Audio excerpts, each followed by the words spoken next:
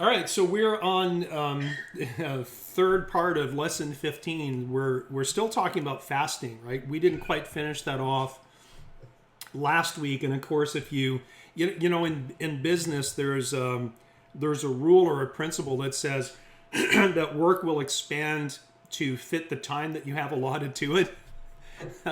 So what ended up happening was I went back to my notes and I thought, oh, I'll be able to finish off the fasting lesson 5 or 10 minutes. Well, guess what? We're going to spend the whole time finishing off that lesson because as you think more, you read more, and just different ideas come. So let's take just a quick second to summarize last week. Last week we talked about there was only one required biblical fast day, right? That was the fast associated with the Day of Atonement. But if you do a survey throughout both the Old and New Testament, especially in the Old Testament, there are many, many, many different examples of fasting and prayer associated with major decisions or situations of grave importance, either on a national or a personal level. And I pointed out that nowhere in the Bible are we told exactly how or why fasting works or might be important. All we have is all these examples of some pretty significant biblical figures, where there was, David or any of the Old Testament prophets, quite a few of them. We see these biblical figures either calling for fast or doing fast, and a lot of times fasting and prayer are combined together. I also pointed out that, and we looked at Zechariah chapter 7, that the Jews made up several fasts, right? The Jews in Babylon during the captivity had created 4 different fasts that commemorated different aspects of the Babylonian captivity. And while God didn't really condemn it, he didn't seem to be too impressed, right? He said, those are not my fasts. And by the time we get to the time of Christ, we see the Jews observing 2 major fasts during the year. One was the Day of Atonement, and the other one was called Tish B'Av, which was commemorating the fall of the first and the second temple, as well as several different national disasters. And then there were 4 minor fast days, 3 of which related to the fall of the first temple during that period. And then the 4th one was the fast of Esther. If you remember the story of Esther, she called for a national fast as she was preparing to go see the king.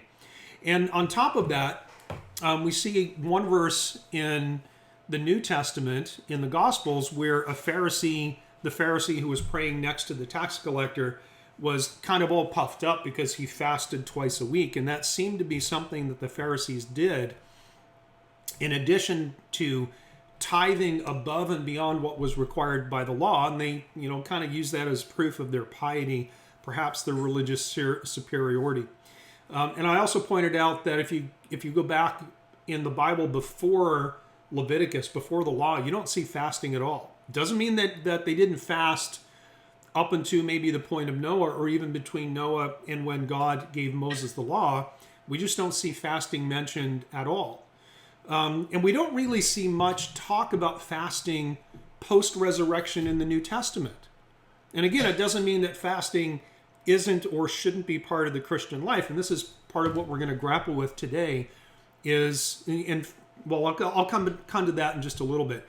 I didn't state it explicitly, but I hinted last week that in the early church, in the history of the early church, even during the apostolic age, that once a Jew converted or jumped ship and came over to Christ, that fasting for the Day of Atonement was no longer required for that individual, right? Even during the overlapping period, the transition time between when Christ died and was resurrected and when the temple fell in AD 70, a Jew who became a Christian no longer had to observe the Day of Atonement, right? Because Christ is our and became their atonement. And it was a once and for all thing. And Paul even argued in Hebrews, to Hebrews, that the blood of bulls and goats could never atone for sins anyways. So once Christ's atonement is applied to an individual's case, their need to fast and await annual national judgment was that individual was removed from that requirement, right? So once the temple was destroyed and the priesthood was disbanded and essentially evicted from Jerusalem, at that point, the Day of Atonement was a moot point anyways, because there was no temple, there could be no sacrifice on the Day of Atonement. But this is one of the reasons why Rabbinical Judaism, which arose after AD 70, Rabbinical Judaism said that Jewish righteousness was and now is predicated on Torah study, on prayers, and almsgiving or giving to charity, right? It's they call it the three pillars of righteousness. And, fasting is not on the list. And it doesn't mean that Jews of today don't fast. They certainly do.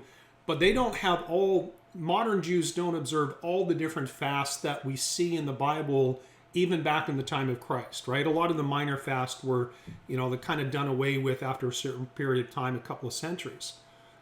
So if all of that is correct, which I believe it is, I ended with this question last week, leaving it for this week. And the question was, are we as New Testament Christians required to fast? What do you guys think? I'm going to hold my answer until later, but what do you guys think?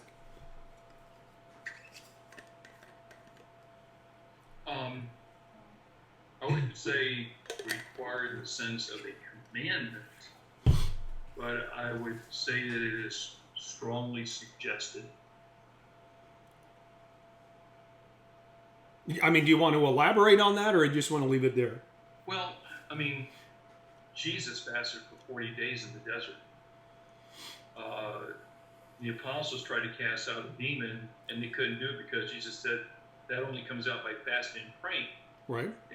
Now, the thought with that, too, I have a second thought, is that one, the apostles were given the power to cast out demons, but they couldn't cast out this particular demon. I guess he's very stubborn, that they needed to fast and pray. And they also use the expression, when you fast and pray. Now, again, like you're pointing out, that there doesn't really seem to be a whole lot of evidence to support a regular basis for fasting. And that was a specific incident, so that might be more of an exception than the rule. So I wouldn't say that there is a commandment to do it, no.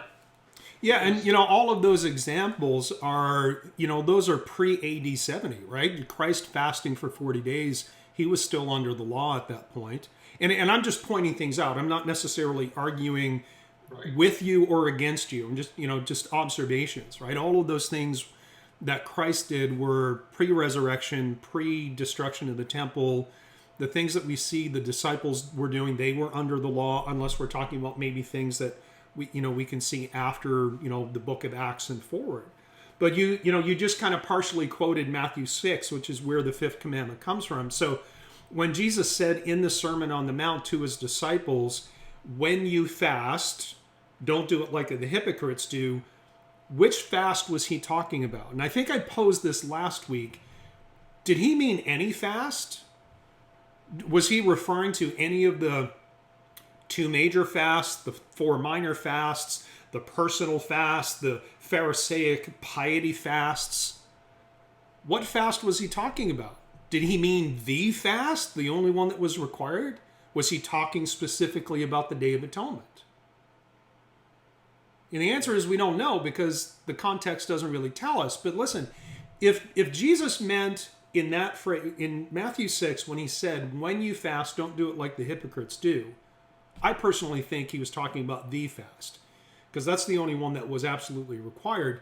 But if he meant the Day of Atonement fast, which was associated with the temple and annual judgment for the nation, would Jesus then expect his people to fast on Yom Kippur even after the temple was destroyed? And I'm not hinting that he knew it would be. I don't know that he did. Actually, he did, because he prophesied about it. Would he have expected his people to keep fasting on the Day of Atonement after the temple was destroyed? Joe. And in Matthew 9, the disciples of John, not just anybody, the disciples of John came to him saying, why do we, the disciples of John and the Pharisees, fast often, but your disciples do not fast? Yeah.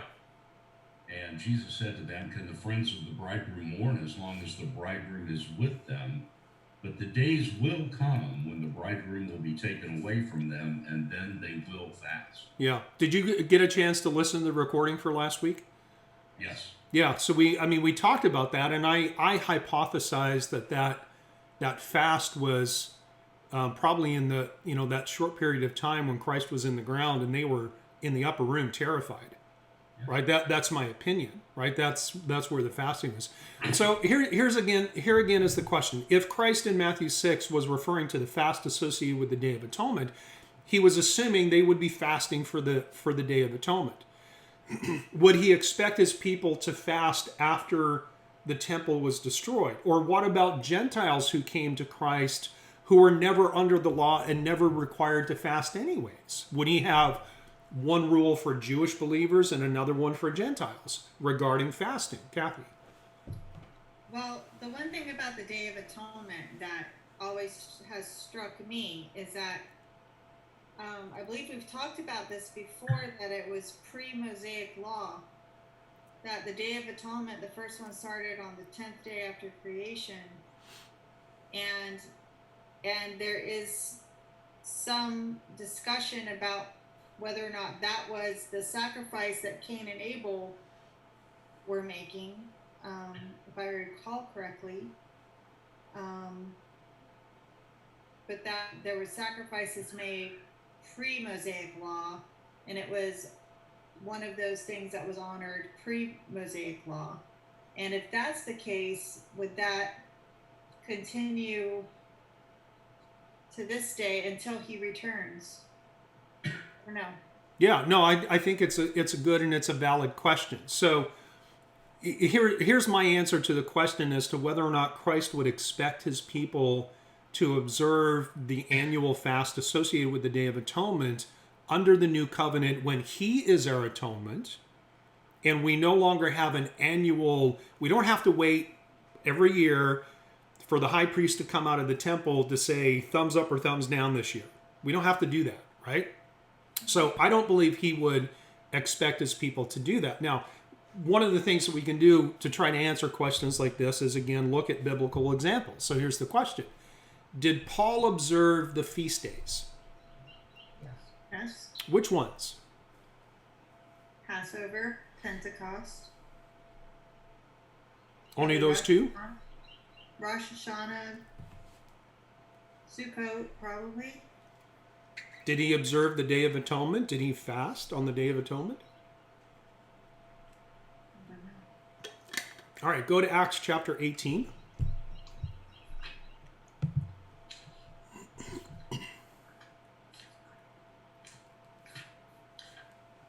Acts 18, verse 20. When they asked him, and this is Paul, when they asked him to stay a longer time with them, he did not consent, but took leave of them, saying, I must by all means keep this coming feast in Jerusalem, but I will return to you again, God willing. And he sailed from Ephesus. Now, this feast is kind of nondescript, right? It doesn't tell us which feast it is. If you read several commentaries, most scholars believe it to be Sukkot. Some people believe it to be Passover. It's neither one. It's actually Pentecost, right? And Tim detailed this not long ago. He's mapped out Paul's entire missionary journey, right, where he went and on a timeline. And some of you guys, Walter, you and Debbie might remember this in one of the assembly meetings that we had here in South Carolina, that, Paul was at one point traveling around the churches throughout Asia, and he was collecting financial gifts from the Gentile churches to bring back to Jerusalem as a show of support for the Jewish Christians that were part of the Jerusalem church, right? And so he's stating here, and that actually happened on Pentecost, and here he's talking about this coming feast being in Jerusalem. He's got to be in Jerusalem because that's when he's committed to bring this financial gift from the Gentile believing world to the Jewish Christians in Jerusalem itself, right? So he states his intention to be there for this coming feast, which in the timeline we can peg actually as Pentecost. So he states that this intention, and go to Acts 20:16, because he reiterates the same thing 2 chapters later. So Acts 20:16. I think it's interesting. He says, I must by all means keep this coming feast in Jerusalem. Yeah, I mean, there's a sense of urgency and importance, isn't there? Yes. Yeah, it's not like, I might hang out with the dudes there for Pentecost. No, it's like, I've got to be there. So he reiterates again, Acts 20:16 says, for Paul had decided to sail past Ephesus so that he would not have to spend time in Asia, for he was hurrying to be at Jerusalem, if possible, on the day of Pentecost.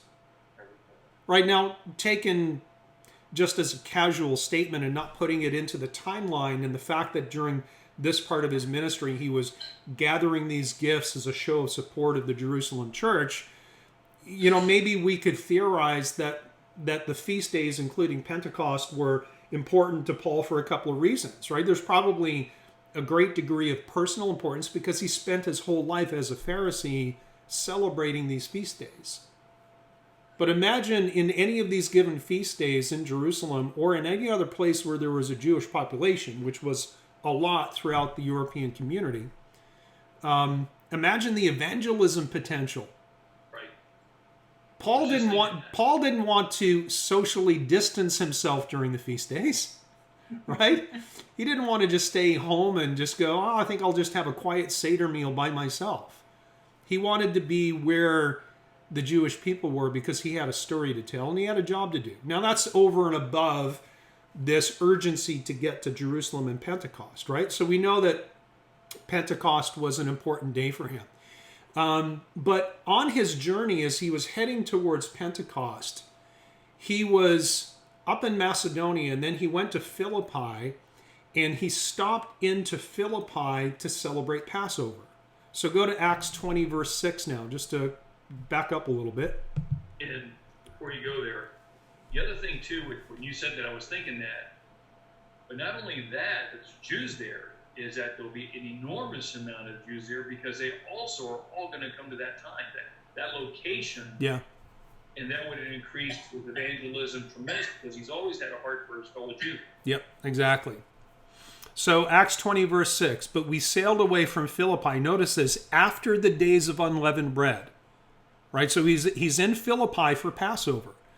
So we sailed away from Philippi after the days of unleavened bread, and in 5 days joined them at Troas, where we stayed 7 days. Now, he goes back and talks a little bit about this time frame. He says, now on the first day, most of you guys probably know this, but your translation probably says, now on the first day of the week. Right? It's actually plural. It's the first day of the weeks, but the Greek word is actually Sabbaths, plural. And it refers to the Feast of Weeks, the 7-week countdown between Passover and Pentecost. So now on the first day of the Feast of Weeks would be another way to say it. When the disciples came together to break bread, Paul, ready to depart the next day, spoke to them and continued his message until the night. So we see Paul celebrating Pentecost, and he had urgency to be in Jerusalem. We see him stopping off in Philippi and breaking bread with his brethren there and celebrating the Passover and the first Feast of First Fruits. Right? So this time frame now gives him, from Philippi and Passover to Pentecost in Jerusalem, gives him about 7 weeks to make the journey. And Philippi is not really near Jerusalem. He's going to need some time. Go to 1 Corinthians 16. This is actually where we see Paul's plan for the financial gifts. 1 Corinthians 16:1 says, now concerning the collection for the saints, as I have given orders to the churches of Galatia, so you must also do. On the first day of the weeks, and again, this is the first day, this is the first of the 7 weeks countdown between Passover and Pentecost. On the first day of the Feast of Weeks, let each one of you lay something aside, storing up as he may prosper, that there be no collections when I come. And when I come, whomever you approve by your letters, I will send to bear your gift to Jerusalem. Right? This is what we've been talking about. Skip down to verse 6. And it may be that I will remain or even spend the winter with you, that you may send me on my journey wherever I go. For I do not wish to see you now on the way, but I hope to stay with you a while, if the Lord permits. But I will tarry in Ephesus until Pentecost. So he's hanging out until Pentecost, and then he's heading towards Jerusalem. And after that, he says, hey, I'm going to come see you after Pentecost is over, which puts us in what time frame of the year? Summer, fall? In the fall, which is which feast day? Sukkot. Yeah, Sukkot, right? So the sequence is that Paul spent Passover in Philippi. He spends Pentecost, Jerusalem, and later on he spends it in Ephesus. And then he tells the Corinthians that after he's got all this done, he's going to hang out with them after Pentecost, which would put him in Corinth sometime around the time of Sukkot. And he says, hey, I might hang out for the whole winter. Right? So that covers Paul observing Passover, Pentecost, and Sukkot. But does anybody know any verse that says that he observed the Day of Atonement?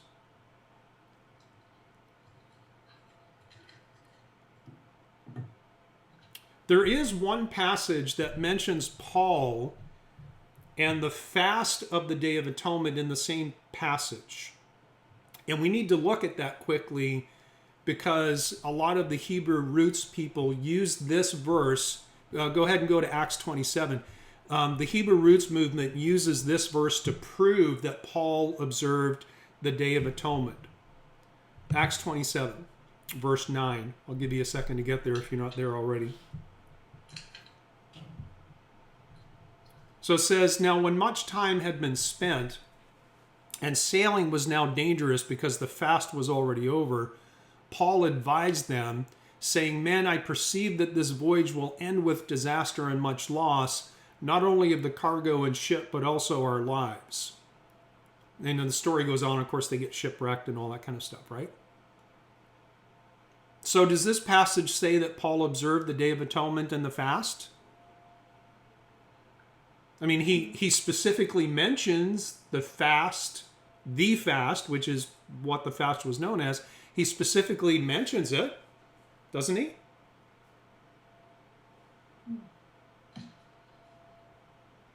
It's a little bit of a trick question. Who wrote the book of Acts? That's right. This wasn't Paul at all. This is Luke telling a story. This is Luke's historical account of what Paul was doing. It wasn't Paul's own words. And it's just giving us a time marker. Luke is simply making a descriptive statement of how at that time of year seafaring became dangerous because in the fall in the Mediterranean, storms came up without any warning. And it was a very perilous time to travel. And he was just basically, Paul was saying, listen, if we get on this boat, I think something bad is going to happen because we're in the fall. It's a time marker. That's all it is. It has nothing to do with whether or not Paul actually observed the fast, even though, like I said, the Hebrew roots people will tell you this is Paul observing the Day of Atonement. So while we don't have any evidence, right, we have evidence that Paul did Passover in Philippi, Jerusalem and Ephesus, he did Pentecost, promised the Corinthians he would come and spend Sukkot with them, but the Day of Atonement and its required fast is conspicuous in the New Testament by its absence.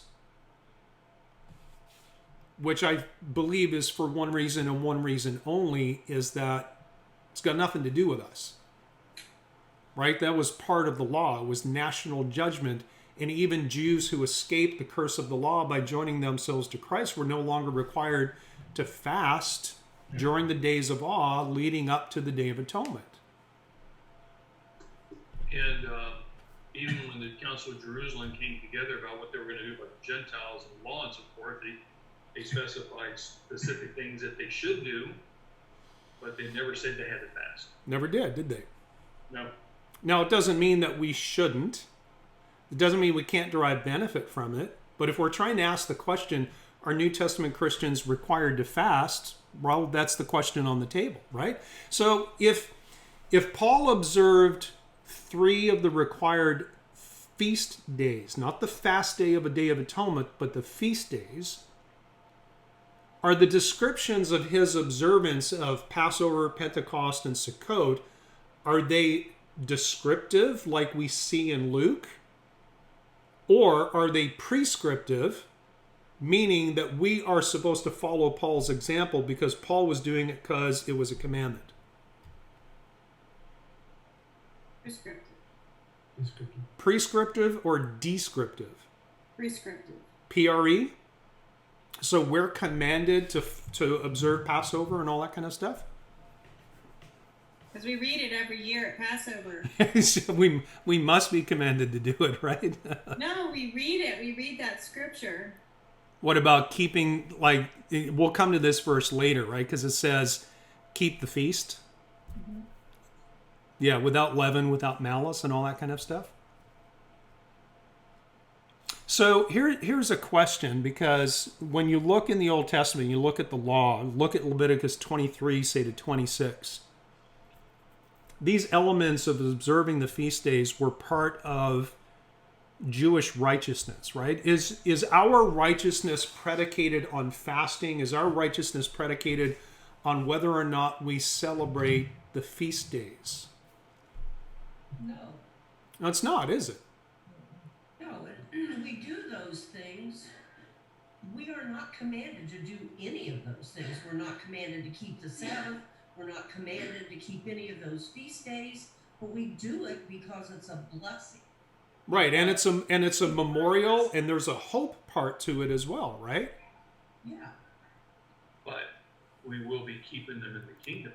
Yeah, I mean that's also another reason why we keep them and observe them, is because we know we're going to be doing it. And of course, once we're in the kingdom, everything is historical, everything is a memorial. You know, we look at elements of Passover, Pentecost, and Sukkot, and we can look back at history and learn from the stories, but we can also project forward because they're all prophetic of Christ in the kingdom in some way, shape, or form.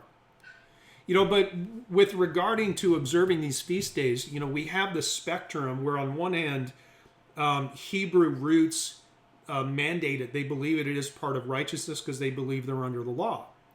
Some denominations observe the feast days, and they do it almost as if, and I'm making I don't know how, I don't think I'm going too far out on a limb here, but it seems like some denominations that do observe the feast days, like maybe the Church of God or something, you know, they see it kind of like the Pharisees go, oh, we fast twice a week. It's almost like a mark of piety, like, oh, we observe the feast days, right? Some evidence of an underlying belief of denominational superiority. But then we have most of modern Christianity that looks sideways at Christians like us who celebrate the Jewish holidays, but we do it for reasons that have nothing to do with our righteousness or nothing to do with doing it because we're commanded to do it. Go to Romans chapter 14.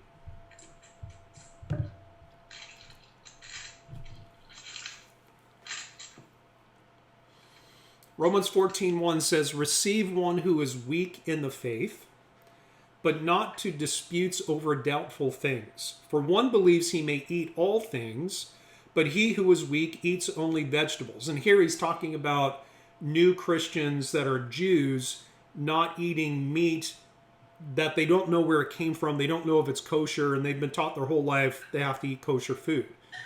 Let him who eats, let not him who eats despise him who does not eat. And let not him who does not eat judge him who eats, for God has received him. Who are you to judge another servant? To his own master he stands or falls. Indeed, he will be made to stand, for God is able to make him stand. And this is the key verse. One person esteems one day above another, and another esteems every day alike. Let each be fully convinced in his own mind.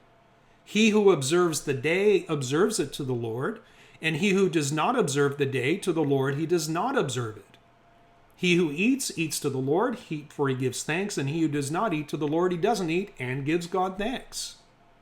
So in verse 5, where he says one person esteems one day above another, and for another person every day is alike, what day or days is he referring to?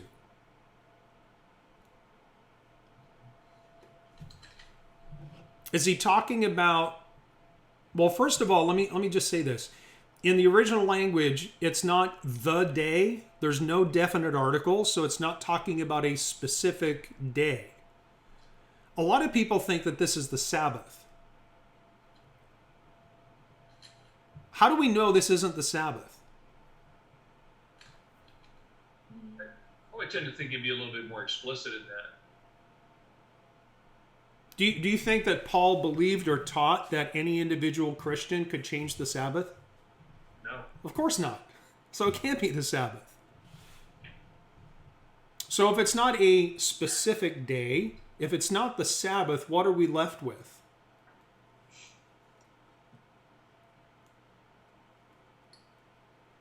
Well, this brings up a question.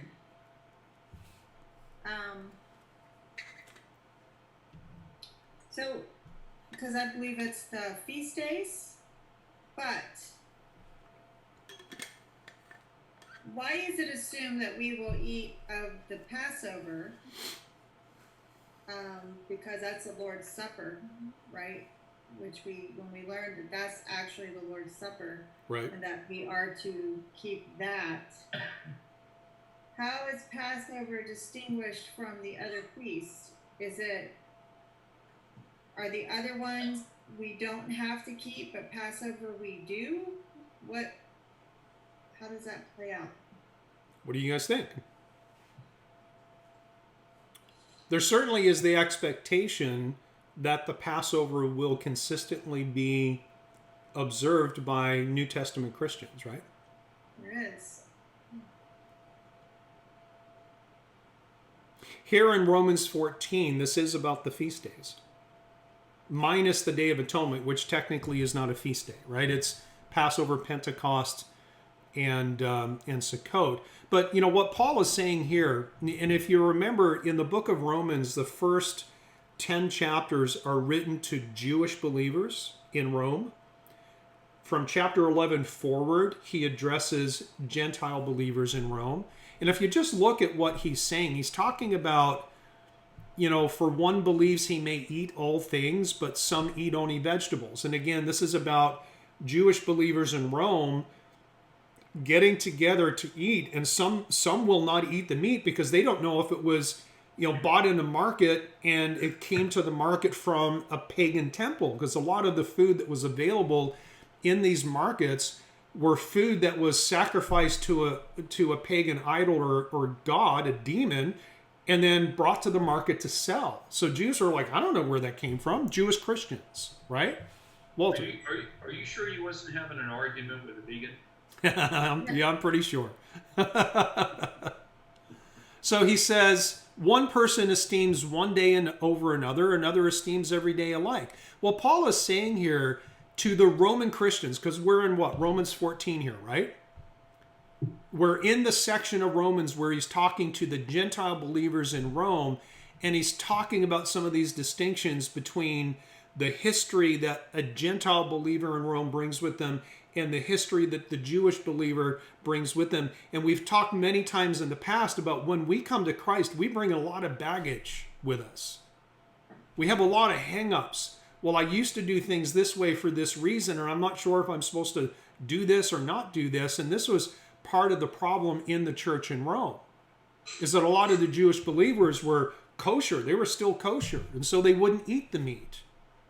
And so that context and that discussion, it's the same train of thought where he transitions into the discussion about esteeming one day over another. So he's saying, you know, like, hey, Roman Christians, Gentile Christians in Rome, if a Jewish believer wants to keep celebrating the feast days, no big deal. They're free to do so. Don't judge them. And if you as a Gentile believer, if you've never celebrated a feast day, you want to join in, great. There is freedom in Christ. But if you don't want to celebrate the feast days, then that's okay too.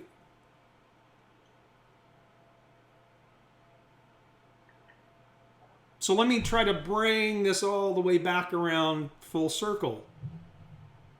Are we required as New Testament Christians to fast? No. No. Doesn't seem like Paul did, or did he? Well, here's a more general question. What does fasting teach us as Christians? Dependence on God.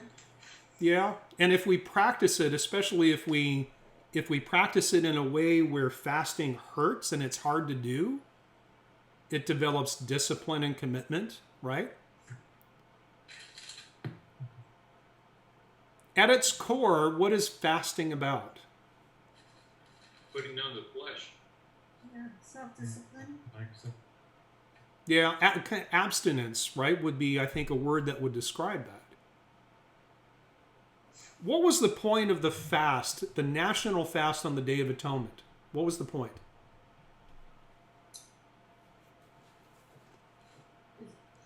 To grieve. Sin. To grieve and mourn, right? Brian said, I think it was Brian, right? So the Jews prepared themselves for this national judgment day, year after year after year after year. And the Day of Atonement marked the last day of the 10 days of awe, right? You have Rosh Hashanah on the first of the seventh month, and you have 10 days of awe, including Rosh Hashanah. And on the 10th day, you have the Day of Atonement. And that time in between was the Feast of Trumpets, right? Every day they would blow the trumpet. Every day for 10 days, the Jews were to be in somber reflection. And that was really the point of the days of awe, was somber reflection, because they knew on the Day of Atonement the high priest was going to go into the Holy of Holies, the only day he was allowed to. And they were kind of waiting with bated breath to see whether or not he came back out. And God forestalled judgment and wrath for another year. So we have Rosh Hashanah, 10 days of awe, blowing of trumpets, Day of Atonement, fast on that day. What was the point of the trumpets? Why trumpets?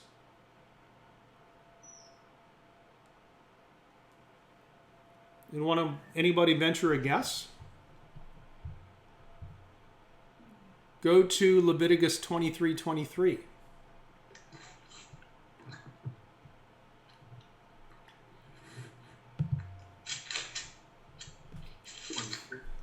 Yeah, Leviticus 23:23. Now, again, this is like one of the famous chapters in our ministry, right? This is the one that starts with, God speaking to Moses, tell the people of Israel, these are my feast days. And he goes on to outline all the different feast days. So this is where he's talking about the Day of Atonement. It says, verse 23, or chapter 23, verse 23, then the Lord spoke to Moses, saying, speak to the children of Israel, saying, in the 7th month, on the first day of the month, you shall have a Sabbath rest, a memorial of blowing of trumpets, a holy convocation. You shall do no customary work on it. You shall make an offering made of fire to the Lord. And the Lord spoke to Moses, saying, also the 10th day of this month shall be the Day of Atonement. It shall be a holy convocation for you. You shall afflict your souls and offer an offering made by fire. So the reason there are trumpets is because God said so. Is it that simple? That's a trick question. Is it? Yes. Or is there more? Look on the screen. Look on the screen and tell me what word is in all caps. Memorial. Yeah, it says the trumpets are a memorial. Now, do memorials point forward or backward? Back. They go back, right? So what do they point back to? The beginning. A time before. Is it? Never mind. I'm not answering. Well, in the history of this generation of the Jews, when did they hear a trumpet? Jubilee. Jubilee hadn't been instituted yet, but I'm saying this generation that was in Leviticus 23 that Moses was talking to, the generation that got. What's that? Across the Red Sea. Nope. Oh. Go to Exodus 19.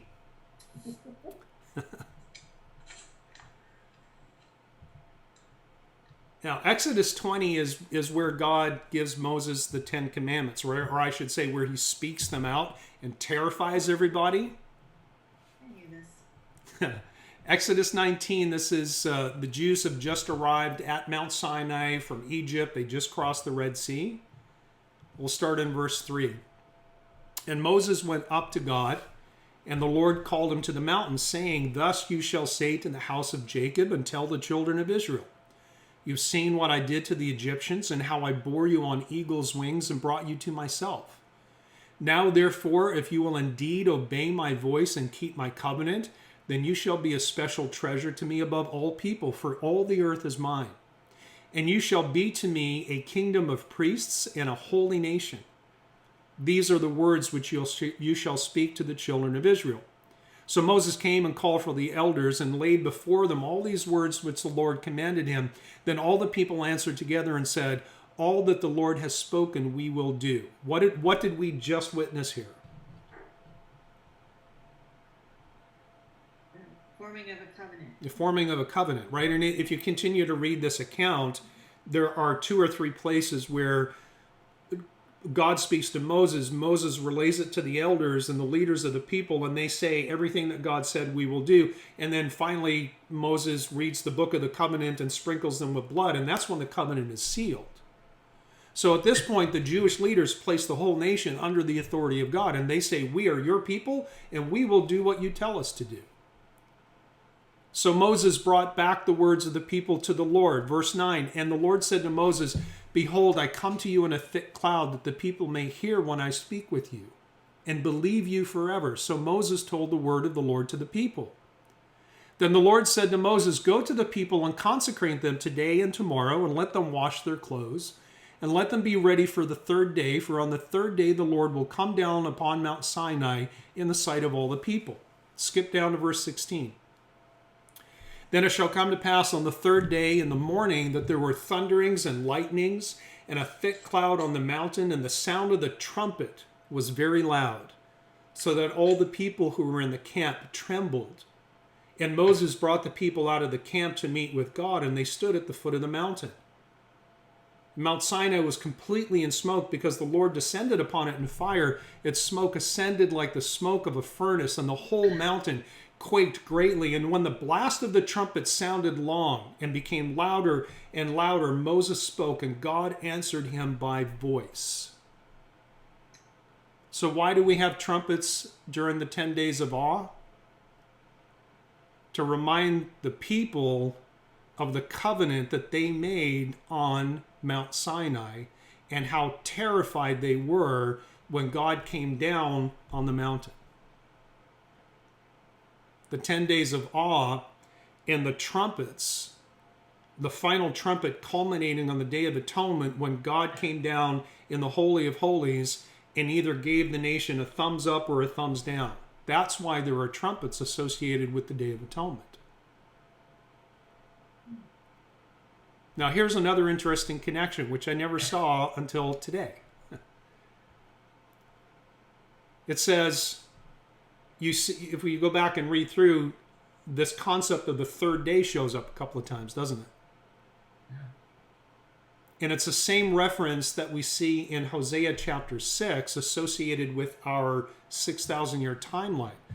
If you want to, you can jump to Hosea 6:1. I'm just going to read it. I'm sorry, I don't have a slide for it. But Hosea 6:1, it's, we commonly call it the 3-day prophecy. Hosea is talking about the return of Christ. He says, Come and let us return to the Lord, for he has torn, but he will heal us. He has stricken, but he will bind us up. After 2 days, he will revive us. On the 3rd day, he will raise us up, that we may live in his sight. Now, that 3rd day, when the nation of Israel is raised up, is the millennium. These are millennial days. These are prophetic 1,000-year days, and we can link that back to Genesis 6, and we can link it to 1 Peter, where Peter says, in the sight of the Lord, 1,000 days is as a year, and vice versa. So what Hosea is talking about is that from the time of Christ to the return of the king in judgment is 2,000 years. It's 2 days. And then the resurrection happens, which begins the third day, which is the millennial kingdom. So here's my point. The memorial of blowing trumpets during the days of awe points back to those 2 days of preparation that the Jews were given to wash their clothes in preparation to meet the Lord on the third day. A meeting which was signaled by a trumpet. Wow. Yeah. On the Day of Atonement, of course, the priest goes into the temple to hear God's judgment. After the last trumpet of the days of awe was blown. After the last trumpet, the high priest goes into the Holy of Holies. Paul said that Jesus returns with the sound of the last trumpet and the voice of an archangel.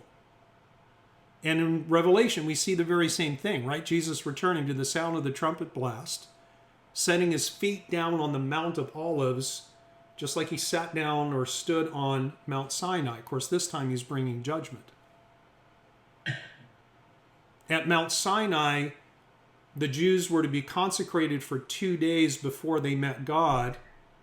And if we can take those as 2 millennial days or 2,000 years of preparation and cleaning their clothes, that's the 2,000-year period we're in when the bride of Christ is supposed to be cleansing herself. Go to Revelation 19.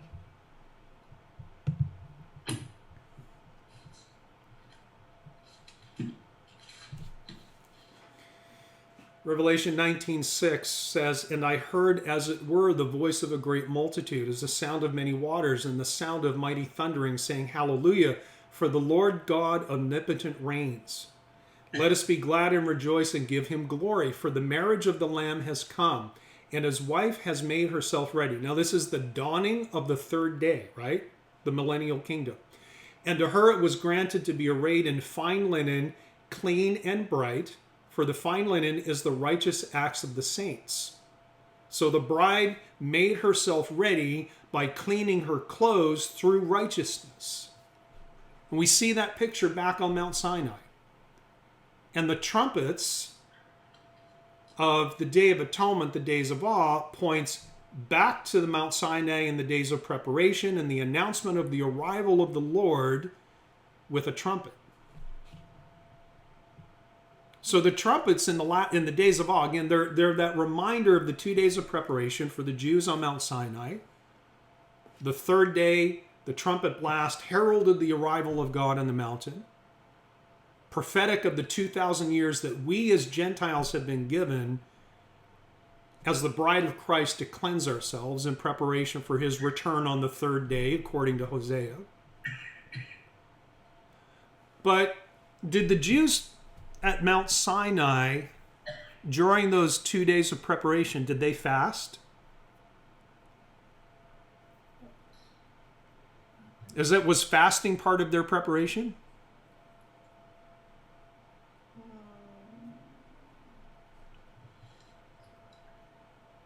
Exodus 19. When you find it, it'll say something like, consecrate the people for 2 days, have them wash their clothes. There's no mention of fasting. And again, fasting was implemented as part of the temporary nature of the Mosaic covenant. Fasting was not implemented until after Mount Sinai, after the law was given and developed in full detail. That fast associated with the Day of Atonement was a required but self-imposed affliction. Like a Jew could decide not to fast. That was probably not a good thing, because he said the Bible, the Old Testament and the law said if somebody didn't afflict their souls, they were to be cast out of the congregation.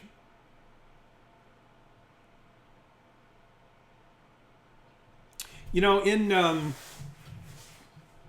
the metaphor of the Jewish wedding, because Joe quoted again, you know, when the disciples of John said, you know, hey, we and the Pharisees fast often, but your disciples don't. And Jesus said, he basically said, you can't make them fast while I'm here. When the bridegroom is here, there's no fasting. So for you and I, as part of the body and the bride of Christ, we're in a betrothal period, right? I'm sure you've heard this before, where the marriage supper of the Lamb is Sukkot, which will be celebrated shortly after the kingdom begins. Is Jesus with us, or has he been taken away? Because remember, the way that Joe read it and the way the Bible reads, it says that while the bridegroom is with them, they will not fast. But there is a time when the bridegroom will be taken away, and then they will fast. Is Jesus, in our betrothal period, is our bridegroom with us, or has he been taken away?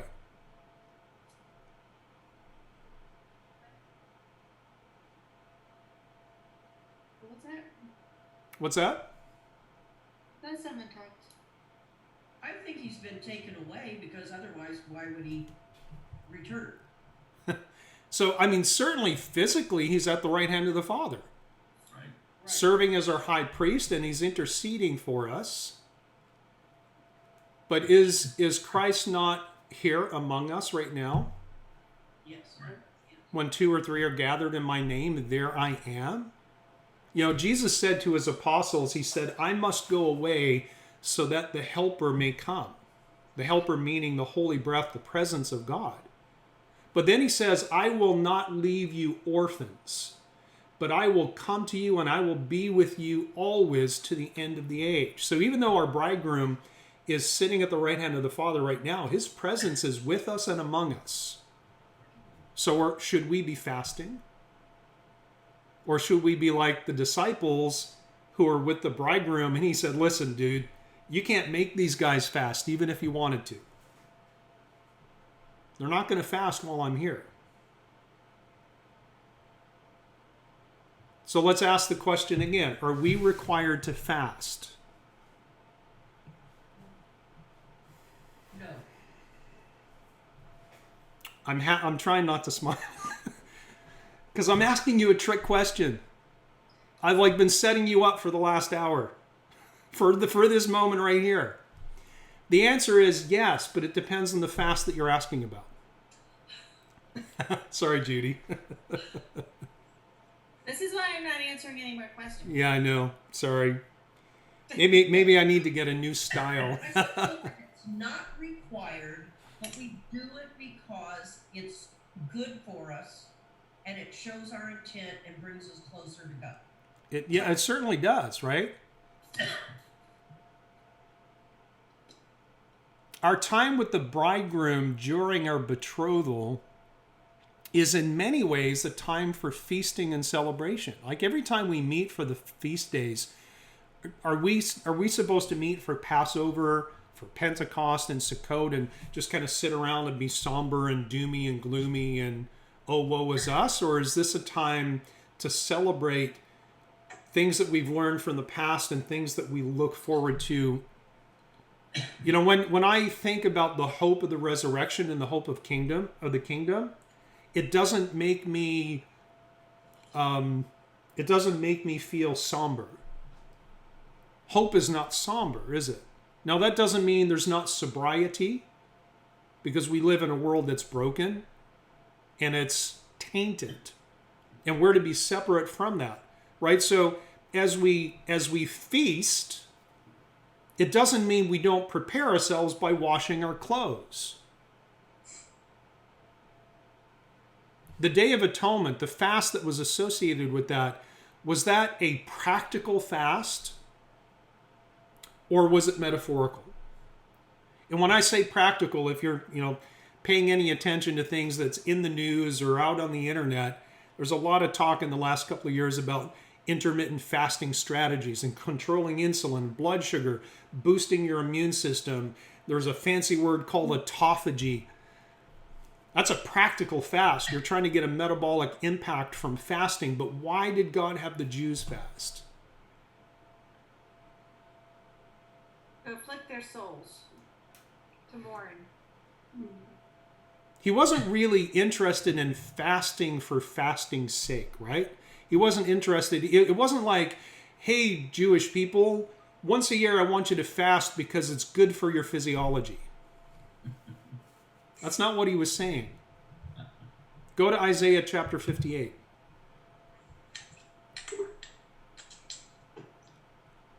This is what we call the fast from sin and selfishness. Isaiah prophesied in the time before the Assyrian captivity, where the northern tribes were taken captive by the Assyrians. Isaiah 58, why have we fasted, they say, and you have not seen? Why have we afflicted our souls and you take no notice? God answers and he says, in fact, in the day of your fast you find pleasure and exploit all your laborers. Indeed, you fast for strife and debate and to strike with the fist of wickedness. You will not fast as you do this day to make your voice heard on high. Is it a fast that I have chosen? A day for a man to afflict his soul? Is it to bow down his head like a bulrush and to spread out sackcloth and ashes? Would you call this a fast? An acceptable day to the Lord? Is this not the fast that I have chosen? To loose the bonds of wickedness, to undo the heavy burdens, to let the oppressed go free, and that you break every yoke? Basically, he's saying, stop being wicked oppressors. Verse 7, is it not to share your bread with the hungry, and that you bring to your house the poor who are cast out, when you see the naked that you cover him, and not hide yourself from your own flesh? Now that verse 7 there should bring to mind some verses of Christ that we talked about earlier in Matthew 25, when he gives the parable of the sheep and the goats. And there's like this long passage where he says, when you did these things to the least of these, you did or you didn't do them to me. And he's talking about feeding the hungry and clothing the naked. He's referring back to this chapter. Then your light, verse 8, then your light shall break forth like the morning. Your healing shall spring forth speedily, and your righteousness shall go before you. The glory of the Lord shall be your rear guard. Then you shall call, and the Lord will answer. You shall cry, and he will say, here I am. If you take away the yoke from your midst, the pointing of the finger and the speaking wickedness, and if you extend your soul to the hungry and satisfy the afflicted soul, then your light shall dawn in the darkness, and your darkness shall be as noonday. The Lord will guide you continually, and he goes on. But did you hear that? Your light shall dawn in the darkness. That's pretty visible in it, isn't it? And that reminds me of the promise that the Father who sees in secret will reward you openly. You know, the fast on the Day of Atonement was simply the culmination of these days of awe where everything stopped, including eating and drinking, until God's judgment was known. And the fact that you and I are called, or I should say the fast that you and I are called to during our time as his betrothed, is the fast from sin and selfishness. So it was a trick question, because I knew if I said, are we required to fast, you're just going to think abstaining from food. But even in the Old Testament, God's people were required to abstain from selfishness and sin. The Day of Atonement fast was symbolic of that. Now, that doesn't mean that food fasting disappeared or was absent from Christian life. You know, we're right at an hour, so I'm going to try to get through a couple of things here. We're almost done. Go to 1 Corinthians 7. Because there are some verses that Paul has in Corinthians and Acts. I'll show you a couple of different verses where he actually talks about fasting. Actually, he talks about fastings plural. 1 Corinthians 7:5, the first 4 verses, Paul is talking about how some people really need to get married to prevent sexual immorality. He says that shared intimacy is required on both sides of the marriage, and we're not to deprive one another, except for one situation. He says in verse 5, do not deprive one another except with consent for a time, that you may give yourselves to fasting and prayer, and come together again so that Satan doesn't tempt you because of your lack of self-control. But I say this as a concession, not as a commandment. So Paul says, you know, there's only one good reason for a married couple to deprive each other of intimacy. It's when both agree to abstain for the purpose of fasting and prayer. And the way that I read it, the way I think he writes it, is that this is a cooperative effort. Both agree to abstain, both fast, both pray, which to me suggests or implies that something serious is going on that the couple feels the need to focus on with prayer and fasting, like many of the examples that we see in the Old Testament.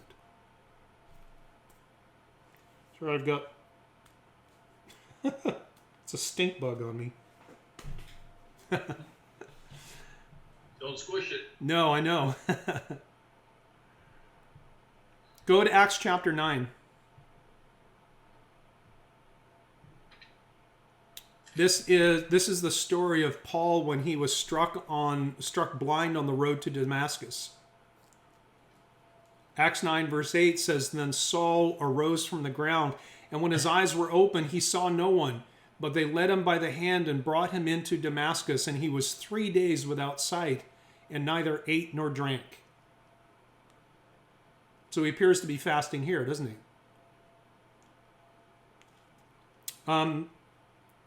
You can go there if you want, 2 Corinthians 6. In 2 Corinthians 6:5 and 2 Corinthians 11:27, Paul lists fastings, plural fastings, as one item among a list of many things that he endured, either at the hands of the Jews or as part of the trials and the turmoil that he experienced on his missionary journey. Because life was not easy for Paul, was it? 2 Corinthians 6 verse 3, "We give no offense in anything." He's talking about himself and Timothy. "We give no offense in anything, that our ministry may not be blamed. But in all things we commend ourselves as ministers of God, in much patience and tribulations, in needs and distresses and stripes and imprisonments and tumults, labor, sleeplessness, and in fastings." And he continues on with the list. But he mentions fastings here. Jump forward to 2 Corinthians 11:24.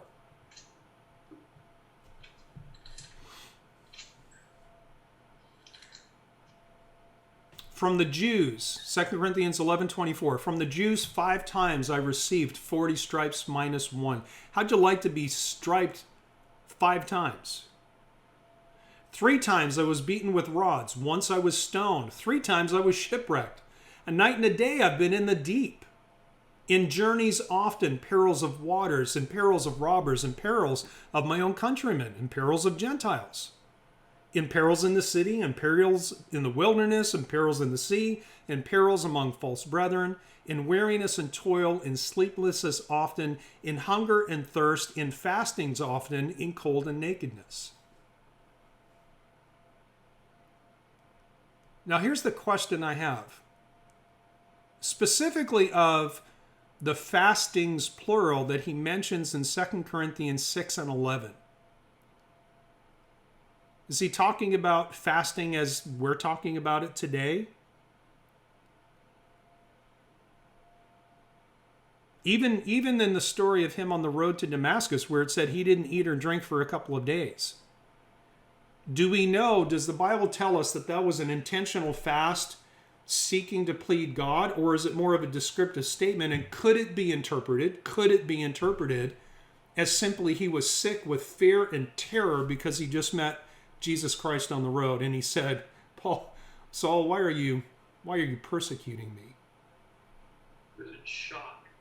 He could have been in shock and just like, I'm blind and I just met the living God.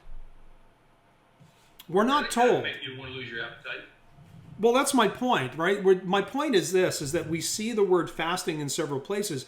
I don't think we can automatically jump to the conclusion that Paul is teaching, and I'm not saying he's not, but I'm just saying that we tend to make the assumption, well, Paul fasted. It's clear in Acts chapter 9. Well, maybe he was terrified. Maybe it wasn't a fast in the sense that we think of fasting. And in 2 Corinthians 6 and 11, he lists these fastings in the midst of all the perils that he was experiencing. He's not talking about fasting in the sense what we're talking about. He's talking about going through prolonged periods of time where he had no food. That's not a fast in the sense that we've been discussing today, and it's not the fast that Jesus was talking about in Matthew chapter 6. It just doesn't fit. These are all descriptive terms, and most of these are associated with peril and troublesome times, not a spiritual discipline. But go to Romans 13, because there is a fast that Paul did command.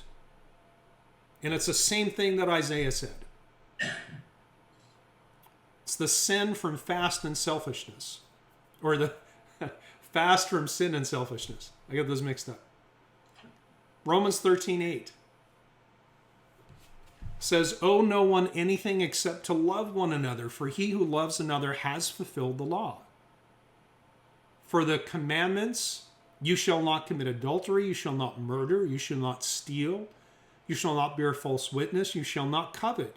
And if there's any other commandment, all are summed up in this saying, namely, you shall love your neighbor as yourself. Love does no harm to a neighbor, therefore love is the fulfillment of the law. And do this, knowing the time, that now it is high time to awake out of sleep, for now our salvation is nearer than when we first believed. The night is far spent, the day is at hand. Let us therefore cast off the works of darkness." This is the fast from sin and selfishness. "Let us cast off the works of darkness, and let us put on the armor of light. Let us walk properly as in the day, not in revelry and drunkenness, not in lewdness and lust, not in strife and envy, but put on the Lord Jesus Christ and make no provision for the flesh to fulfill its lusts." Do you see my point that we as Christians are called to fast? But the fast we're called to is not the fast of the Day of Atonement. It's not the fast that we see scattered throughout the Old Testament. Certainly not the man-made fast that the Jews created at various parts in their history. It's the fast of Isaiah 58, the fast of Romans 13, casting off the work of darkness and putting on the armor of light. So where does that leave us? Like, we see the examples where fasting for the wrong reason is condemned, where adding to the required fast for the sake of piety was condemned. And even though God didn't really condemn the man-made fasts, he said, those aren't my fasts. And then when he said that, he condemned their impure hearts and motives. We are commanded to fast, but we're commanded to abstain from sin and selfishness.